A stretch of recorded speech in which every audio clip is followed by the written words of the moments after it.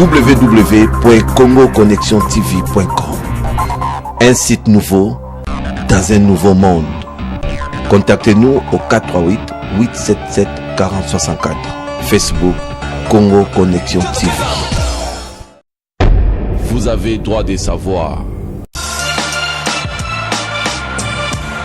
Heureuse année à toutes et à tous. Pour cette première émission de l'année 2014, nous reviendrons sur quelques points d'actualité. Et pour ce faire, nous avons invité pour vous Monsieur Charles Bamana, qui est cadre de l'UDPS. Il est congolais de l'étranger, c'est-à-dire il vit en Angleterre, mais il est également juriste de formation. Monsieur Bamana. Bonjour madame. Bonjour, comment allez-vous? Très très bien, je me porte bien.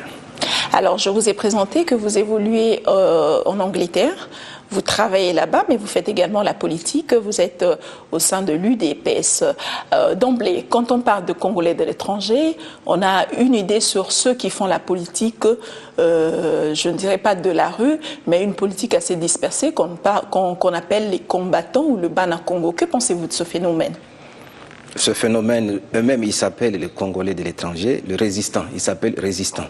Sont les gens qui réclament quelque chose, sont les mécontents de la République. Donc, les combattants, les Bana Congo, se réclament de résistants, ils font des marches, des protestations pour réclamer quelque chose. Donc, sont les mécontents de la République. Alors, que pensez-vous de ce phénomène? Ce phénomène est né à l'étranger, surtout partout à l'étranger, en Afrique, en Amérique, où il y a les Congolais. Ce phénomène doit être cadré, selon moi, je pense que c'est un phénomène à tort ou à raison, qui existe. C'est un fait social, un fait réel, donc il faut cadrer ça et discuter avec ces Congolais-là de l'étranger. Alors, vu qu'ils sont dispersés, il n'y a pas de chef de file de cette structure, vous pensez que leurs revendications seront entendues et prises en considération? Mais je pense, si les revendications sont fondées, pourquoi pas les écouter? Malgré qu'ils sont dispersés, qu'ils ne sont pas organisés, mais ceux qui réclament à tort, à raison et fondés quelque part, les écouter, amorcer des discussions, voir ce qu'ils réclament et ne pas perdre beaucoup de temps et les solutions seront trouvées. Mais puisqu'on s'appelle combattant, c'est-à-dire on est dans un combat, si vous venez dans un combat en ordre dispersé, vous perdez d'office? Mais ils disent que non, ils ne veulent pas avoir un leader, parce que les jours qu'ils vont avoir un leader, le mouvement va se disperser. Donc ils veulent évoluer dans la multiplicité, mais tout en gardant leur combat. Vous appelez ça multiplicité ou désordre?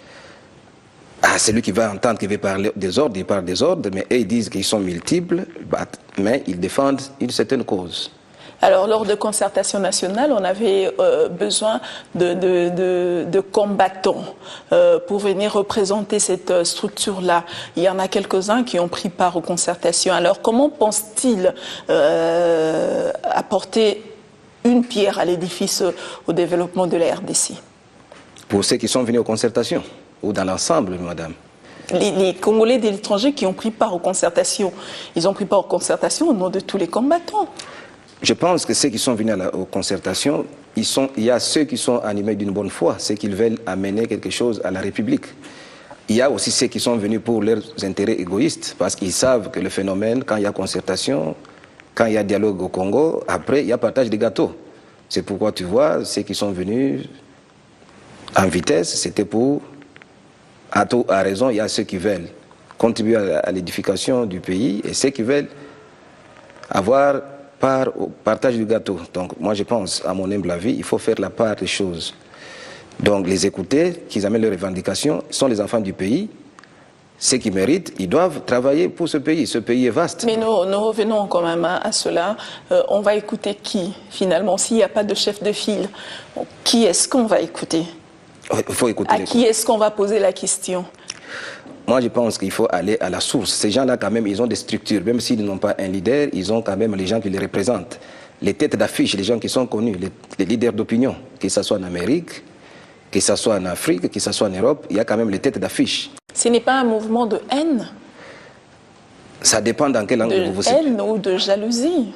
Les gens diront comme ça, que peut-être sont les gens, la plupart, il y a ceux qui ont qui se sont bien intégrés, il y a ceux qui ne se sont pas intégrés. Donc si on se met d'un côté, on dira qu'ils ont la haine.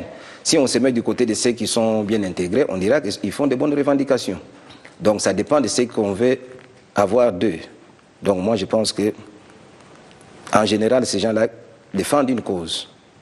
Ils se réclament du Congo, donc ils veulent avoir part au gâteau, ils veulent voir leur pays aller dans le bon sens.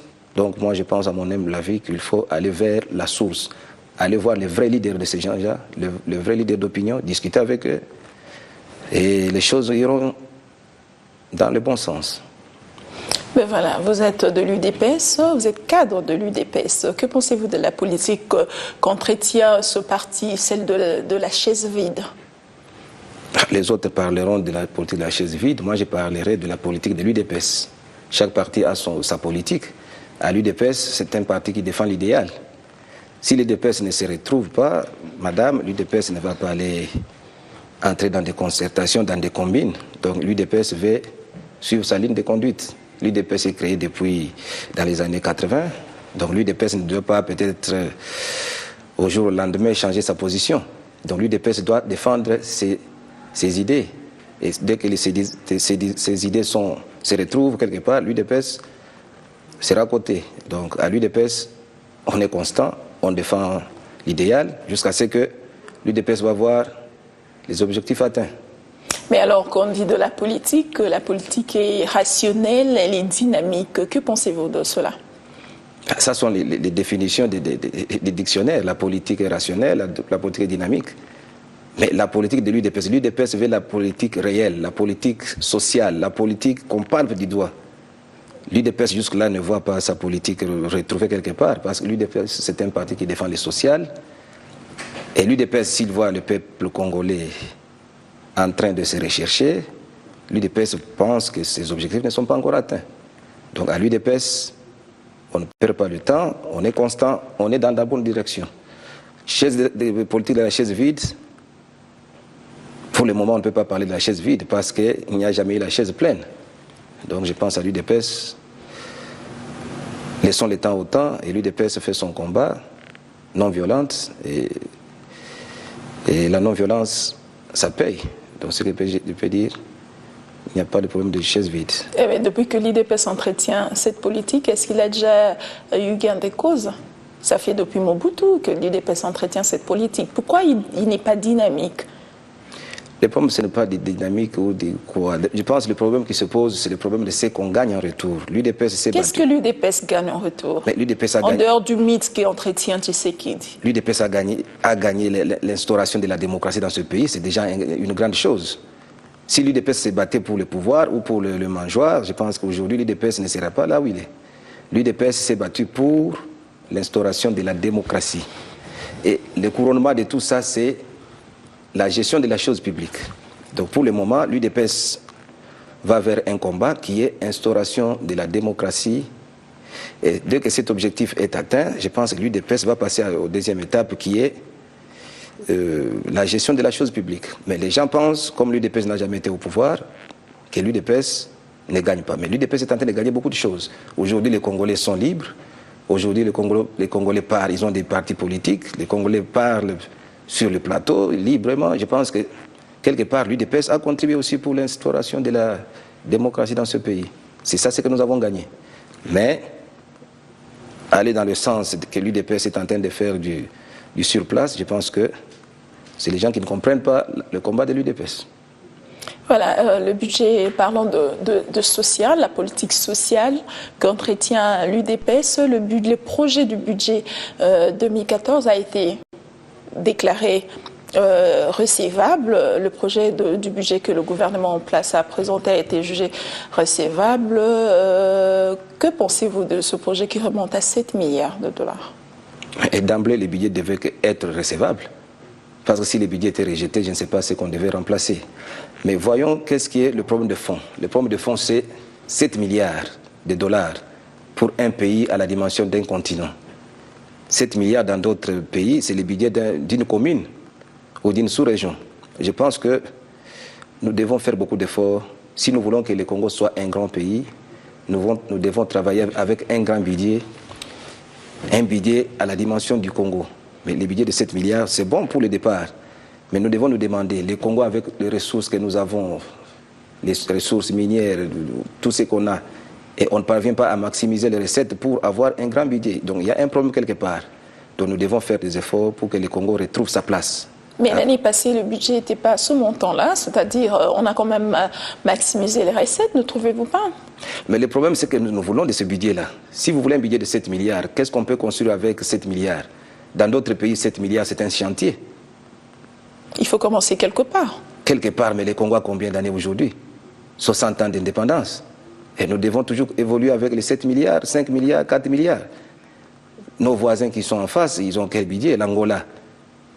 Et moi, je pense que le Congo doit faire beaucoup d'efforts. On dit de la comparaison qu'elle n'est pas raison. N'est pas raison, mais nous, les Congolais, nous devons nous remettre en question, madame, voir ce qui doit être fait. C'est bien 7 milliards pour le moment. Mais l'année prochaine, le Congo doit se remettre en question, chercher un budget qui doit lui permettre d'être un pays de la modernité. Si nous voulons un pays de la modernité, nous devons avoir un grand budget. Et pour avoir un grand budget, nous devons mettre nos ressources en marche. Donc, quelque part, il faut que ceux qui sont concernés mettent les batteries en marche et que les choses rentrent à la normale et nous aurons un bon budget. Mais pour le moment, on ne peut pas refuser. On peut se contenter de ce qu'on a, mais dans le futur, il faut avoir un budget digne de son nom pour un grand pays qui aspire à être un pays émergent. Voilà. Alors, je dis en début d'émission que nous allons revenir sur le point chaud de l'actualité 2013. Parmi le point chaud, il y a eu les concertations qui venaient de prendre fin il y a de cela 3 mois, au cours desquelles on a opté pour un gouvernement de cohésion nationale. Alors, d'après vous, pourquoi la mise en place de ce gouvernement tarde-t-il à venir? Mais comme je vous ai dit, le gouvernement traîne à venir parce que je pense qu'il y a un problème de cohésion. Les concertateurs, ils ont mis des bonnes idées. Maintenant, il faut mettre ça en application. On ne va pas faire un gouvernement pour le plaisir de le faire. Donc, c'est que je pense qu'il y a un problème quelque part, c'est un problème de cohésion retrouvée. Dès que la cohésion sera retrouvée, je pense que le gouvernement sera amorcé. Pour le moment, je pense que quelque part, il y a un problème avec ce qui s'est passé dans le pays. Je pense que ceux qui ont la charge de la chose, ils sont en train d'étudier tous les points possibles pour mettre un gouvernement. Mais ce gouvernement-là qui vient donner solution aux problèmes des Congolais. Alors, dans son fonctionnement, ce gouvernement de cohésion nationale, en quoi sera-t-il différent du gouvernement 1+4? Seulement, on peut parler seulement de vocabulaire. On parle de 1+4, de vocabulaire. 1+4, c'était la cohésion qu'on a symbolisée par 1+4 pour prendre toutes les tendances. Et aujourd'hui, on parle de la cohésion. Ça dit la même chose. Mais ce sont les gouvernements qui sont lancés sur certaines différentes périodes. Moi, je pense que ça représente la même chose, ça dit la même chose. Cohésion nationale, 1+4, sont des gouvernements qui sont lancés dans certains pays pour amener tout le monde ensemble. Ce sont des gouvernements, quand il y a la guerre, quand il y a un problème, on veut faire le gouvernement de cohésion nationale. Dans la pratique, je pense qu'il n'y a pas la différence. Cohésion, 1+4, ça dit la même chose, mais ce qui compte, c'est l'objectif, la finalité.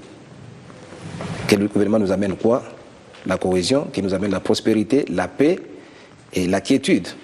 C'est ça ce qui est poursuivi par la cohésion nationale. Mais aussi longtemps que ces histoires-là ne sont pas retrouvées, le gouvernement traîne à venir. Donc, laissons le temps aux initiateurs de voir tous les points possibles et nous donner le gouvernement à un moment venu. Alors, entre la cohésion des individus et des idées, d'après vous, que doit-on privilégier? Nous devons privilégier les deux, madame. Nous devons privilégier les idées et les individus. Ne pas aller avec les individus, les idées ne peuvent pas triompher. Donc il faut mettre tout ensemble parce que le pays, en Afrique, les idées ne triomphent pas encore. Donc il faut donner la chance à ces deux éléments, les idées et les hommes. Les gens qui défendent leurs idées, ils doivent être associés à leurs idées. Et ça peut marcher de pair. Exclure les idées, privilégier les hommes, il y a toujours un blocage quelque part. Donc, à mon humble avis, il faut amener les deux. Voilà, alors est-ce qu'on peut évoluer dans ce gouvernement, dans cette démarche-là, sans Tshisekedi Caméré? Oui, mais le problème qui se pose, si vous parlez de Tshisekedi Kamere en tant qu'individu, on peut les ignorer. Mais si on parle de Kamere et Tshisekedi en tant que leader d'opinion, je pense qu'on ne peut pas s'en passer. Parce que Tshisekedi représente une certaine opinion, Kamere représente une certaine opinion. Que tu aimes Kamere, que tu aimes Tshisekedi ou que tu ne l'aimes pas, aussi longtemps qu'il représente une certaine opinion, je pense qu'on ne peut pas s'en passer. Donc, pour moi, je pense que ça sera une certaine erreur d'oublier ces deux leaders d'opinion. Donc, Tshisekedi et Kamere en tant que leaders d'opinion, ils sont incontournables. Tshisekedi, Kamere en tant qu'individu, on peut les ignorer. Donc, pour moi, je pense qu'en politique, on compte avec les gens qui représentent quelque chose. Et ces gens qui sont invités à la table des négociations, quand ils ne veulent pas venir, que doit-on faire? Mais on ne peut pas se fatiguer. Quand on gère la chose publique c'est quoi? Tu gères la chose d'autrui. Donc tu dois faire beaucoup d'efforts jusqu'à ce que ces gens-là viennent. On n'est jamais fatigué des efforts. Donc ce qui compte, on peut chercher... Qu'entendez-vous par faire les efforts? Les efforts, c'est quoi? On ne peut pas se limiter. Il y a beaucoup. On reconnaît des grands hommes d'État. Quand vous êtes invité aux concertations nationales, vous avez eu votre table qui est d'ailleurs restée vide. Kamere, pareil. Il a d'ailleurs été invité en tant qu'ancien président de l'Assemblée nationale, mais il n'a jamais pris place. Ces efforts-là doivent être constitués en quoi? Quand vous parlez des efforts, l'invitation a déjà été donnée. Nous avons vu comment on a fait les efforts pour faire venir Tshisekedi. Il y a même eu l'implication du président du Congo-Brazzaville, mais ce dernier ne s'est jamais présenté. Qu'attendez-vous par faire les efforts? Mais madame, il y a les efforts dans tous les sens. La finalité, c'est amener ces gens-là, ces leaders d'opinion à la table des négociations. Le chef de la maison civile du chef de l'État est venu rencontrer Tshisekedi dans sa résidence à Limete. Qu'entendez-vous encore par faire les efforts? N'est-ce pas une forme de distraction que vous entretenez là? Mais ce n'est pas entretenir, mais ces gens-là représentent déjà un fait réel, qui est une réalité sociale. Donc nous devons fonctionner avec eux, les ignorer, mais les choses ne vont pas marcher. Mais comme je me répète encore, madame, ce qui compte, c'est la finalité. Ça peut prendre le temps que ça peut prendre. Faisons tous les efforts, on n'est jamais fatigué des efforts. Cherchons ces gens-là. Faites-le comprendre le bien fondé de la chose publique. Je pense que ces gens-là, ils écoutent. Et on peut trouver les solutions. C'est là où il y a les hommes qu'on peut trouver les solutions. Les solutions se trouvent entre les hommes. Un homme qui ne trouve pas de solution, je pense qu'on ne peut pas l'appeler un homme. Donc les efforts doivent être faits. Donc on ne peut pas se fatiguer des efforts. Envoyons encore des émissaires, cherchons toujours toutes les possibilités, toutes les voies, amener ces leaders d'opinion-là à la table de négociation et les choses marcheront. Donc on n'est jamais fatigué. Voilà, le 30 décembre dernier, il y a eu des assaillants qui ont attaqué la radio-télévision nationale congolaise. Ils ont également attaqué l'aéroport international de Njili et l'état-major général de Kankokolo. Alors, quelle lecture faites-vous de cette situation qui a surgi brusquement? D'emblée, je dirais que ces gens-là, quelque part, je ne sais pas, à tort ou à raison, sont des mécontents. Mais les méthodes qu'ils ont utilisées, ce ne sont pas les méthodes promulguées dans notre Constitution. Ils ont utilisé d'autres méthodes. Ils ont utilisé la violence. Ça peut être condamné. Mais revenons à leurs revendications. Ils n'ont pas revendiqué quelque chose de concret. Donc ce qu'on peut dire, les leçons que peuvent être tirées, que les gens qui manifestent, qui veulent revendiquer quelque chose à la République, doivent le faire selon le prescrit de la loi. Et de deux, ils doivent éviter la violence parce que la violence n'amène à rien. De deux, une leçon doit être tirée. Ces gens-là ont atteint nos symboles de la nation, le palais de la voix du Congo. Ils ont attaqué l'état-major. Ça sont les symboles de la nation. Je pense qu'une leçon doit être tirée. Nos services spécialisés doivent tirer des leçons parce que donc il y a fragilité quelque part. Quand les gens parviennent à intégrer même le symbole de l'État, donc il y a des questions à se poser. Donc les leçons doivent être tirées. De deux, laissons l'État aux services concernés de nous diligenter une enquête et de nous donner, de restituer la vérité à la nation. Et les leçons doivent être tirées pour ça. Voilà, l'année 2013 a été aussi l'année la fin du M23. Alors, après la dissolution de ce mouvement, que reste-t-il à faire encore, d'après vous? D'après moi, la signature a été posée sur le papier. Sur le papier, le M23 a été dissous. Ça, c'est sur le papier. Maintenant, il faut mettre en pratique. Mettre en pratique, c'est quoi? La guerre, on ne la finit pas par des signatures. Il faut maintenant continuer le processus. Le M23 a été vaincu. Est-ce que réellement M23 a été vaincu? S'ils sont vaincus, il faut maintenant chercher à faire disparaître M23. Intégrer ceux qui sont intégrables. Oui, allez-y. Intégrer ceux qui peuvent être intégrés et ceux qui peuvent être amnistiés. Ceux qui méritent la sanction de l'État doivent la recevoir. Et je pense que c'est ça le problème où nous sommes. Donc la République doit faire beaucoup d'efforts, finir le problème de M23. Ils ont signé les accords. Ils doivent continuer dans le bon sens de ces accords-là. Alors, quelle est votre opinion sur les documents qui ont été signés à Nairobi concernant les M23? D'aucuns parlent même de la partition du pays, que ces documents sont plus avantageux pour le M23 que pour le gouvernement tout entier. Mais je pense que, madame, en politique, nous parlons des intérêts. Pas d'intérêt, pas d'action. Le gouvernement congolais, à son temps, ils ont signé les accords à Nairobi. Je pense qu'ils étaient en position de faiblesse. Ils sont partis signer les accords. Mais la donne a changé et le gouvernement congolais se trouve maintenant en position de force. Moi, je pense que les contrats ou les accords ont été signés à son temps et la donne a changé.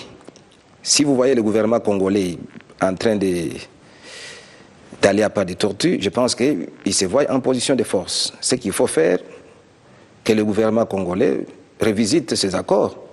Parce que s'il n'y a pas l'intérêt de la nation ou de l'État congolais, le gouvernement congolais n'avancera pas. Donc, en un humble serviteur, je pense que le gouvernement congolais doit signer, si les accords sont dans l'intérêt du Congo, ou soit demander seulement la révisitation de ces accords. Parce qu'on dit, en politique, pas d'intérêt, pas d'action. Ils ont signé au moment où ils étaient pas du tout favorables, et après la donne a changé, ils ont gagné la guerre, et aujourd'hui, je pense qu'ils sont en position de force d'imposer ce qu'ils veulent. Donc, que tout ça aille dans l'intérêt de la République. Mais voilà, on dit que la menace plane encore sur le Nord Kivu, vu qu'il y a eu assassinat du colonel Mamadou. Je voudrais savoir, qu'est-ce que savez-vous du colonel Mamadou, d'abord? Le colonel Mamadou, c'est un officier de la République, c'est un fils de ce pays, c'est un officier qui s'est distingué dans sa bravoure. Ce que moi je peux retenir, c'est un officier, un militaire qui a fait son travail, que les gens ne cherchent pas à polémiquer, à dire c'est un officier qui a fait que son travail de militaire, son travail d'officier. Il a répondu à son serment. Et c'est ça ce que je peux retenir de lui. Le fait qu'il soit assassiné insinue qu'il y a encore la menace qui plane sur le Nord Kivu, parce qu'il y a quelques éléments d'enquête auraient déjà dit que c'est le CNDP qui ont lâchement assassiné le colonel Mamadou Nala. Mais nous ne pouvons pas aller... Qui aurait, c'est bien, ouais. Madame, parce que on n'a pas de preuves possibles pour condamner la CNDD ou que je sais encore. Moi, je pense que nous devons laisser le temps aux services spécialisés de faire les enquêtes et nous donner la vraie version des effets. Mamadou est tombé sur le champ de bataille. Nous devons respecter sa mémoire.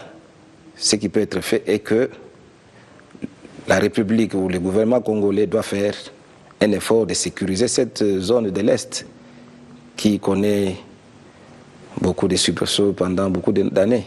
Alors, que faudrait-il faire concrètement pour qu'il y ait une paix définitive, durable et définitive dans ce coin du pays?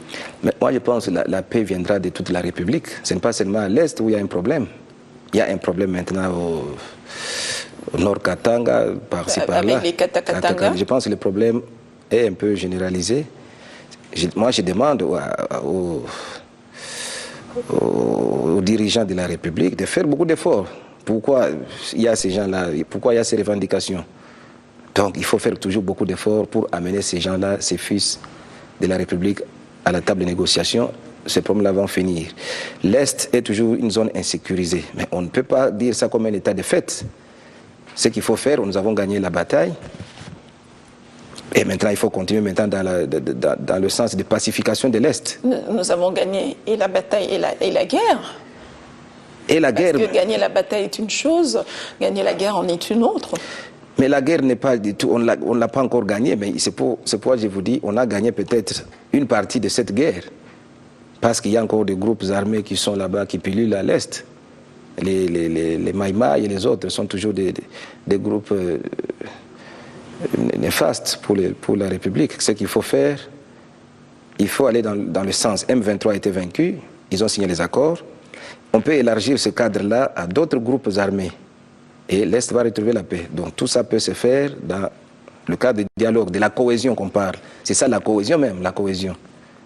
La cohésion nationale demande qu'on s'oublie, qu'on se voie et qu'on... Les linges sales se lavent en famille. Je pense que c'est ça le problème. Les jours que ce problème-là sera résolu, l'Est du Congo trouvera la paix. Le Congo tout entier? Et le Congo entier. On ne voit pas seulement les menaces des gens de l'Est, mais il y a aussi le problème des ventres. C'est une menace aussi. Quelqu'un qui ne mange pas, il est menacé. Moi, je pense que c'est un problème généralisé. Allons toujours dans le sens des efforts, qu'on ne se fatigue pas, et je pense que les choses iront mieux, et la solution sera définitive. Alors, un autre succès de 2013, c'est aussi l'accord cadre d'Addis Abeba. Alors, si nous allons dans ce sens-là, est-ce que vous pensez que la communauté internationale est prête à aider la RDC? Mais la fameuse communauté internationale, ces gens-là, ils viennent seulement quand il y a leurs intérêts. Il y a les gens qui se remettent toujours à la communauté internationale. La communauté internationale, elle est communauté quand elle voit ses intérêts. La communauté internationale voit tout ce qui se passe dans notre pays. Mais pourquoi ils ne trouvent pas, pourquoi ils ne font pas beaucoup d'efforts pour nous donner la solution comme dans d'autres pays? Pourquoi chez nous ça ne marche pas? Pourquoi chez nous à l'Est ça traîne? Moi je pense que la communauté internationale, elle voit que ses intérêts. Donc mettre beaucoup d'accent sur la communauté internationale, c'est peut-être ignorer le principe de pas d'intérêt, pas d'action. Ces gens-là, ils viennent quand il y a leurs intérêts. Et nous-mêmes, nous devons d'abord compter sur nos propres efforts, faire la cohésion nationale, et nous pouvons triompher. Et avec l'accompagnement de la communauté internationale, parce que c'est devenu comme une marque déposée de la politique. Toujours, on se réfère à la politique, à la communauté internationale. Mais comptons d'abord sur nous-mêmes, et cette communauté-là viendra nous accompagner, tant bien que mal. Parce qu'on voit dans d'autres pays, au Mali, il y a la communauté internationale. La guerre a été finie dans quelques temps, on voit en Centrafrique. Mais pourquoi chez nous, ils posent toujours des problèmes? C'est pas d'intérêt. Donc il faut compter sur nos propres moyens. Et la communauté internationale et les étrangers viendront en aide. Voilà, autre point marquant de l'année 2013, le recensement de la population qui a été opté lors des concertations nationales afin de bien organiser les élections à venir. Alors, c'est dans plus ou moins 2 ans qu'il y aura l'organisation de prochaines élections. Alors, vu les contraintes, vous pensez que cela sera-t-il possible? Mais s'il y a la bonne volonté, on peut organiser les élections dans 6 mois. Ça ne pose pas un problème. C'est une question de bonne volonté. Dans 6 mois, c'est-à-dire vous faites allusion aussi au recensement de la population. Je pense que ce qui manque, le problème se pose au niveau des financements. Alors qu'au Sénégal, un pays qui est suffisamment avancé en démocratie ici en Afrique, a pris 3 ans et demi pour recenser sa population. Vous pensez que chez nous, ça se fera en moins de 6 mois? Mais c'est ce que j'appelle volonté politique. Si on a la volonté, on peut organiser les élections dans 6 mois. Ça ne pose pas un problème. Je vous renvoie au cas du Mali. Le Mali, c'est un pays qui sort d'une guerre. Mais ils ont organisé des élections dans moins de 3 mois. Vous voyez la taille du pays, la superficie de la nation. Le problème, c'est des volontés politiques. S'il y a la volonté, on peut disposer les moyens qu'il faut. Parce qu'on nous parle de 300 millions de dollars. Mais le Congo ne peut pas manquer 300 millions de dollars pour organiser les élections. C'est question de volonté. Si on veut les élections dans ce pays, dans une année, on peut les avoir. Si on veut les élections, on veut le recensement, on peut le faire. C'est question de volonté politique. On va disposer les moyens qu'il faut et les élections vont avoir lieu. Mais vu les choses comme les choses sont en train d'évoluer, ça sera un peu difficile parce qu'on nous parle de moyens, on nous parle de financement. Et les questions restent posées. Je ne crois pas que... Ça, c'est à mon humble avis. Ça risque de poser les problèmes pour qu'on ait des élections dans les échéances établies. Donc, ce qu'il faut, c'est la volonté politique et les choses iront dans la rapidité. Mais l'UDPS se sent déjà prêt pour affronter les prochaines élections? Mais l'UDPS a encore un contentieux qui n'est pas encore résolu. À l'UDPS, il y a un contentieux électoral, donc le contentieux n'est pas encore résolu. L'UDPS... Alors que nous sommes à 2 ans de prochaines élections générales. C'est pourquoi on appelait, je vous remets toujours, madame, au principe de la cohésion. Si la cohésion est retrouvée, nous aurons de bonnes élections. Donc, les efforts doivent être fournis pour qu'il y ait de bonnes élections, les élections acceptées par tous, et il n'y a pas de problème de courir. L'UDPS a son problème de contentieux électoral qui n'est pas... Admettons que nous arrivons en 2016, excusez-moi, et qu'il y a eu... tout est allé, enfin je dirais pas mieux, mais on est quand même arrivé à organiser les élections. L'UDPS ne se présentera pas parce qu'il avait encore de contentieux de 2011. Mais on ne peut pas déjà prédire ce qui va arriver en 2016 parce qu'on est encore en 2000. Mais quand on est organisé, on prévoit toujours. Hein? On prévoit toujours. C'est ça, c'est que moi je vous dis, à l'UDPS, le problème là... Si jamais l'UDPS se présentait aux prochaines élections 2016, c'est qui serait le candidat? Est-ce que vous avez déjà pensé au congrès de l'UDPS pour désigner un autre candidat? Pourquoi pas en dehors de Tshisekedi? Si ça ne marche pas avec lui, ça peut marcher avec une autre personne. Mais le problème, ce n'est pas d'échanger les candidats. Le problème, à l'UDPS, c'est un parti qui est organisé. Je pense que c'est l'unique parti qui est organisé peut-être au Congo. Peut-être, je dis peut-être. L'UDPS ne manquera pas de candidats. Aussi longtemps que M. Tshisekedi est là, il n'est pas encore déclaré inapte. Tshisekedi est encore toutes ses facultés. Je pense aussi longtemps qu'il est... Il faudra attendre qu'il soit déclaré inapte, puisque vous êtes un parti démocratique. Mais c'est ce qu'on dit. Donc vous pouvez organiser un congrès, le deuxième du parti depuis 30 ans, et désigner un autre candidat, voir un peu avec un autre si ça peut marcher ou pas. Mais si c'est lui qui sera encore... Et peut-être que c'est question de fil, il y a question de fil indien, on ne sait jamais. Essayez avec une autre personne. Les problèmes ne se posent pas. Tshisekedi, je ne pense pas qu'il s'est lésé pour autant. Non, mais les problèmes ne se posent pas pour les personnes, c'est les principes. À l'UDPS, on fait le congrès et le candidat est élu ou est désigné. Nous pouvons encore rentrer en 2016 ou 2020, Tshisekedi sera encore réélu. Aussi longtemps qu'il a encore la confiance de son peuple et de son parti, je ne vois pas comment on peut l'écarter ou quoi. S'il y a un candidat potentiel à l'UDPS, c'est la démocratie. Vous pensez qu'il maintient la même confiance qu'il avait en 90? Mais maintenant, la cote est maintenant élevée. Tu sais qu'il y a toute la confiance de son peuple. C'est ce que je pense, et toi-même tu le vois. Vous faites des statistiques? Mais on voit la politique, on voit ce qui se passe dans la population, ce qui passe sur le terrain. On voit que Tshisekedi est encore là. Les gens déclarent Tshisekedi mort, fini. Vous ne vous faites pas des illusions? On ne se fait pas des illusions, madame. On voit que la politique elle est active. On voit l'UDPS, on voit Tshisekedi en mouvement. Pour le moment, il est là. Je ne vois pas quelqu'un qui peut... À moins comme on dit, l'UDPS est un parti démocrate ou un parti démocratique. On n'empêche pas personne de déposer sa candidature. Tu amènes ta candidature, si tu es élu, tu seras désigné. Et tu peux amener ta candidature et tu seras battu. Mais je ne vois pas qui peut battre M. Tshisekedi dans le parti. Pour le moment, je ne vois pas. Je ne le vois pas. L'UDPS, pour le moment, fonctionne bien avec M. Tshisekedi. Donc, ce problème-là ne peut pas être posé. Voilà, il a été relevé aussi aux concertations nationales une mise en place d'une nouvelle administration électorale. Que pensez-vous? Mais dans tous les pays du monde, moi je pense que l'administration électorale doit être neutre. Ça doit être une administration de techniciens. Si nous voulons des élections apaisées, libres et transparentes, il nous faut une nouvelle administration qui n'est pas politisée. Je pense que si on met des germes de politique là-dedans, ça va créer toujours des problèmes un jour. Moi, je pense, à mon humble avis, qu'il faut une administration de techniciens, de technocrates, les gens qui sont indépendants, qui n'ont pas de penchant d'un côté ou de gauche ou de droite. Et si ces gens-là sont à la commande, je pense que nous aurons de bonnes élections. C'est ça, c'est que nous pouvons faire les efforts toujours de la République pour amener ce pays ici sur la marche de la mondialisation des pays des pays émergents. Donc il faut nous amener les gens neutres qui n'ont pas de coloration politique. Et ces gens-là vont diriger bien les élections parce qu'ils n'ont rien à réclamer. Mais si vous mettez les gens de l'opposition, les gens du pouvoir, ces gens-là ne s'entendront jamais. Et ils travaillent pour les intérêts de leur parti propre, respectif. Donc il faut chercher les gens neutres, technocrates comme on appelle, apolitiques. Et ces gens-là peuvent nous amener une bonne administration comme les concertateurs l'ont proposé. Voilà, on va revenir petit à petit à l'actualité puisque nous avons épuisé le point chaud de 2013. Bientôt, la loi sur l'amnistie sera votée au cours de la session spéciale en cours.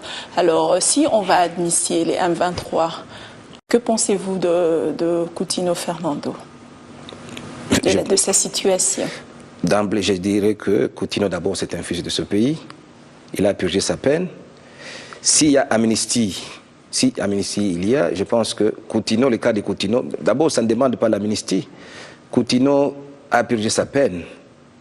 Dans d'autres pays, si quelqu'un s'est bien comporté, je n'ai pas le rapport carcéral de M. Coutinho, mais je pense qu'il est bishop, je pense qu'il s'est bien comporté dans sa cellule. Il devait être relâché et aller continuer sa peine comme liberté provisoire à la maison ou que c'est encore. Si amnistie il y a, il peut être amnistié, mais il a déjà fait une grande partie de sa peine. Je pense qu'on devait quand même avoir pitié de lui et le remettre en liberté. Mais du côté du pouvoir, on dit aussi que le cas Coutinho n'est pas un cas politique. La plainte a été déposée par un collègue pasteur à lui, pasteur. Donc on ne peut pas associer ça avec la politique, ça n'a rien à voir. Vous êtes de même avis ? Je peux dire que je suis de même avis parce que Coutinho, son cas, comme on dit, acceptons ce que la justice avait décidé. Coutinho, on ne peut pas l'associer avec l'amnistie politique, l'amnistie générale, mais il a déjà purgé sa peine. Comme il a déjà fait une partie de sa peine, il devait être remis en liberté provisoire. Mais c'est pourquoi j'accepte avec les politiciens qui pensent. Mais ces politiciens qui pensent aussi le contraire, que ce monsieur a passé les 3/4 de sa peine, a purgé les 3/4 de sa peine. Et qu'est-ce qu'il faut ? Il faut qu'il voit les dispositions de la loi. Et là, il ne sera pas associé avec l'amnistie. Mais en tant que Congolais, il y a les gens qui disent à raison qu'il est un détenu politique. Donc quand on veut la cohésion, quand on veut la paix, on ne va pas voir qui a fait quoi, on amnistie tout le monde et la quiétude vient et la volonté de travailler ensemble renaît et les choses marchent. C'est ça la cohésion nationale. Donc moi je pars dans le sens que M. Coutinho, si on voit son cas du côté légal, il devait être remis en liberté, soit provisoire, ou commuer sa peine, ou si on voit ça dans le cadre politique, il peut aussi bénéficier de l'amnistie parce que c'est un fils de ce pays. Et si on fait l'amnistie, c'est parce qu'on veut la cohésion nationale, on veut que tout le monde se retrouve et que le pays marche ensemble. Voilà, dans 2-3 jours, nous allons commémorer la mort de Patrice Emery Lumumba et de Mzee Laurent Désiré Kabila qui ont respectivement totalisé 53 ans et 13 ans dans l'au-delà. Alors d'après vous, que reste-t-il encore de leur combat politique ? Mais leur combat est encore inachevé. Le Patrice Emery Lumumba et Mzee Laurent Désiré Kabila sont des fils de ce pays. Ils ont donné leur vie pour ce pays. Moi, je pense que ces gens-là, ils ne sont pas morts pour rien. Ils ont laissé certain héritage. Et ceux qui se réclament de Mzee, ceux qui se réclament de Patrice Emery Lumumba doivent continuer la lutte. Ils doivent continuer la lutte jusqu'à l'aboutissement de l'idéal de M. Lumumba, à l'idéal de ce que réclamait Mzee Laurent Désiré Kabila. Moi, je pense que la lutte n'est pas encore finie, que ces gens-là ne soient pas oubliés, que leur combat continue. Parce qu'on a vu quand Lumumba était présent, où les gens étaient avec lui. Et quand il est parti, on n'est pas avec lui. Mzee est parti, les gens se réclament kabilistes, les gens se réclament lumumbistes. Mais qu'est-ce qu'ils font de ça? Qu'est-ce qu'ils font? Est-ce qu'ils sont exemples de Mzee? Est-ce qu'ils sont exemples de Lumumba? Ce sont des questions qu'on doit se poser. Donc continuons la lutte dans le sens de ce que ces deux messieurs-là, ces deux leaders d'opinion, réclamaient. Donc on ne peut pas les oublier. Ce sont les enfants de ce pays, les grands fils de ce pays, que l'histoire n'oubliera jamais. Voilà, on est arrivé à la fin. Un mot peut-être sur le combat que mènent nos compatriotes de l'autre côté du pays, puisque c'est là que vous viviez. Bien que vous ne soyez pas combattant. Hein, moi, je ne suis pas combattant. Moi, je suis un acteur politique de l'UDPS. Moi, je suis dans un parti politique. Mais le combat de l'UDPS, quelque part, trouve la jonction avec le combat des soi-disant Banakongo ou combattants. Moi, je pense que ces gens-là... Mais comment peut-on les classer? Ils sont de l'opposition, ces Banakongo. Mais ça dépend de quel côté tu te retrouves. Il y a aussi des puisqu'ils traitent de collabos tous ceux qui font partie, qui sont proches des institutions de Kinshasa. Moi, je pense que le problème, ce n'est pas des collabos. Il y a des gens qui sont dans la diaspora, qui fréquentent, qui collaborent avec si tu collabores avec les institutions de Kinshasa dans le bon, on ne t'appellera pas collabo. Tu deviens collabo ou tu es un traître, quelqu'un qui veut aller à l'encontre de la lutte de ces gens-là. Moi, je pense que les combattants ne sont pas contre ceux qui viennent entrer en contact avec le gouvernement de Kinshasa ou les institutions de la République. Si tu viens dans le bon sens, je pense que les combattants, il y a les gens qui viennent et qui rentrent, qui ne sont jamais inquiétés. Mais il y a les autres qu'on soupçonne peut-être, ce sont les gens qui jouent un double jeu pour faire taire la lutte des combattants. Et ces gens-là, ils se retrouvent sur les traces des combattants, les soi-disant Banakongo. Moi, je pense que le problème ne se pose pas. Les collabos, ça dépend de quel côté vous vous retrouvez. Il y a aussi des combattants peut-être qui veulent que les choses aillent dans le bon, même les combattants du pouvoir qui veulent que les choses aillent dans le bon. Tous ils ne sont pas de l'opposition. Et dans certains cas, ils ne tolèrent pas l'opposition de foi. Ces gens-là, ils se réclament des résistants. Donc ils veulent que les choses marchent dans leur pays. Donc c'est qu'on peut faire, les écouter, voir les revendications, et ceux qui sont à la commande, qui voient un peu le problème de la cohésion, et le pays rentrera sur les marches. Ne se fatiguez pas pour faire les efforts, et c'est dans les efforts qu'on va trouver le réconfort. Le réconfort, c'est ça ce qu'on peut faire, il n'y a pas de magie. Donc ne suivons pas les prophètes de malheur qui veulent dire ceci, cela, la cohésion, c'était non. Il y a des flatteurs qui veulent que les choses soient comme ils sont là, pour qu'ils se retrouvent, mais dès que la cohésion est retrouvée, ils ne vont pas se retrouver. Donc ce qu'on peut faire, les efforts dans la diversité pour que les choses marchent. Et si les choses marchent, la République triomphe et demain c'est le développement et l'émergence vient. Et le Congo sera classé parmi les grands pays forts du continent, pourquoi pas d'Afrique. Et on va retrouver notre place d'antan. Moi je pense que c'est ça ce que nous devons faire. Voilà, un mot sur la gestion du pays durant 2013. Est-ce que les efforts ont été suffisamment conjugués? Il y a des efforts. Je pense que dire qu'il n'y a pas des efforts, c'est être peut-être de mauvais goût ou de mauvais animé d'une mauvaise foi. Moi, je pense qu'il y a des efforts. Si on voit quand même le pays, il y a les efforts dans tous les sens, mais ils ne sont pas assez. Donc, le Congo mérite des efforts. Nous avons besoin des efforts. C'est un grand pays. Nous avons besoin des efforts, doubler nos efforts pour que les choses aillent. Ce qui a été fait en 2013 n'était pas mal, mais nous devons nous inspirer de ce qui a été fait en 2013 pour que 2014, qu'on puisse doubler des efforts pour que ça aille de l'avant. Donc, reconnaissons quand même que quelque part, on a fait quelque chose. Ça n'a pas été assez, mais 2014, nous devons faire davantage. Et le Congo ira toujours de l'avant. Les niveaux, ils voient ce qu'ils ont fait, mais cette année, ils doivent se remettre en question. Parce qu'on sait qu'à la fin de chaque année, les gens renouvellent de vœux. Donc, ceux qui ont fait quelque chose, à tous les points que ce soit, on ne dit pas seulement au niveau de la hiérarchie, mais on peut faire les efforts à tous les niveaux. Même au niveau de la commune, même au niveau du quartier. Ne demandez pas de la hiérarchie de venir au quartier faire les efforts. C'est ça le comble dans notre pays.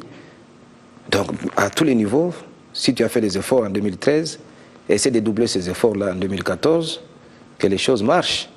Et ce qui triomphe, c'est la République, ce n'est pas nous. Il ne faut pas se voir, il faut voir seulement la République. Et on parlera de toi dans l'histoire, comme on a parlé des Lumumba, des musées. C'est ça ce qui compte. Moi, je pense que les efforts dans la diversité, être humble, les choses iront de l'avant. Voilà. Tout le monde appartient à la République, il n'y a personne. Le Congo est vaste. Le Congo est vaste de 2 345 mètres carrés, comme on nous a enseigné. Mais on a besoin, le gâteau est grand. Donc il faut associer tout le monde. Et il y a des espaces verts, il y a beaucoup de trucs. Je pense que le Congo a besoin de tout le monde. Et les choses iront de mieux en mieux. Voilà. Monsieur Bamana, oui. Merci beaucoup. Merci, madame, pour l'interview. D'accord. Je reçois pour vous ce soir M. Bamana Charles. Je disais en début de l'émission, il est cadre de l'UDPS, mais c'est un Congolais d'étranger qui évolue de l'autre côté de l'Angleterre. M. Bamana est également juriste. Alors nous nous retrouvons très prochainement, c'est-à-dire le mardi prochain à 20h30 pour un nouveau numéro avec un nouvel invité. D'ici là, prenez bien soin de vous. Bonne année. Vous avez droit de savoir. www.congoconnexiontv.com. Un site nouveau dans un nouveau monde. Contactez-nous au 438 877 4064. Facebook Congo Connexion TV.